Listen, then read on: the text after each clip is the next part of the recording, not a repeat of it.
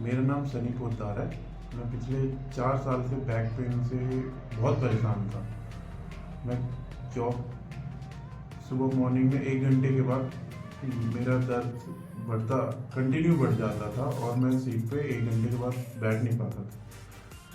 और 4 सालों के बाद मैंने कई जगह दिखाया, पिछले कई डॉक्टरों को MRI करके मैं थक चुका था। कम से कम मैंने 3 से 4 बार MRI कराया।